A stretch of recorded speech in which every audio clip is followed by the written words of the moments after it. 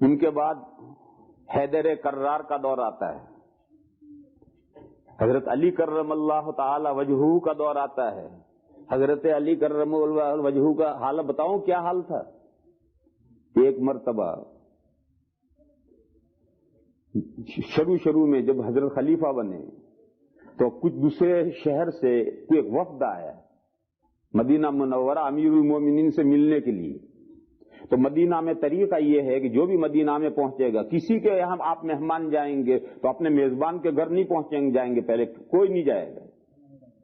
سب کا اصل طریقہ ہے کہ سیدھے مسجد نبوی پر پہنچیں گے، وہاں کار روکیں گے، اونٹ بٹھائیں گے، مسجد میں 2 رکعت نفل پڑھیں گے، حضور کے روضے پر سلام عرض کریں گے، پھر اپنے میزبان کے گھر جائیں گے۔ یہ طریقہ ہے۔ تو وقت آیا اور وہ سیدھا آ کر مسجد نبوی پر رکا اور مسجد نبی میں جا کر اس نے نماز پڑھی اور نماز پڑھ کر کے حضور کے روضے پر انہوں نے سلام عرض کیا اور سلام عرض کر کے پھر حضرت علی کا گھر ڈھونڈتے ڈھونڈتے گھر پہنچے۔ تو جب حضرت علی کے گھر پہنچے تو وہاں صاحبزادے حضرت حسن یا حضرت حسین تھے، وہ ملے، انہوں نے کہا ہمیں امیر المومنین سے ملنا ہے۔ تو صاحبزادے نے کہا کہ امیر المومنین مسجد نبوی میں ہیں۔ تو انہوں نے کہا مسجد نبوی میں کوئی نہیں ہے، ہم مسجد نبوی میں سے ہو کر ابھی آ رہے ہیں، سلام عرض کر کے آ رہے ہیں، مسجد نبوی میں سے تو کوئی نہیں، وہاں تو ایک صاحب بیٹھے ہوئے ہیں جو سوکھی روٹیاں پانی میں لگا لگا کر کھا رہے ہیں۔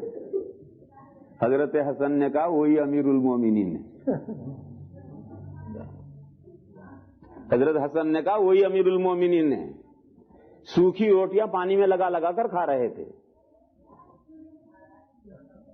خیر پھر خلیفہ بنے، خلیفہ بننے کے بعد، بادشاہ بننے کے بعد تو مال کی آمد شروع ہوتی ہے۔ اس وقت جو حضرت علی کرم اللہ تعالی وجہہ کا جو جملہ ہے وہ مشہور جملہ ہے، انہوں نے فرمایا یا ایتھا الدنیا غری غیری قد طلقتک بتاتا، کہا اے دنیا کسی اور کو دھوکے دینا، میں نے تو تجھے 3 طلاق دے رکھی ہے۔ یہ حضرت علی کا مشہور جملہ ہے کہ یا ایتھا الدنیا غری غیری قد طلقتک ثلاثا، اے دنیا کسی اور کو دھوکے دینا، سبز باغ کسی اور کو دکھانا، میں تو تجھے 3 طلاق دے چکا ہوں۔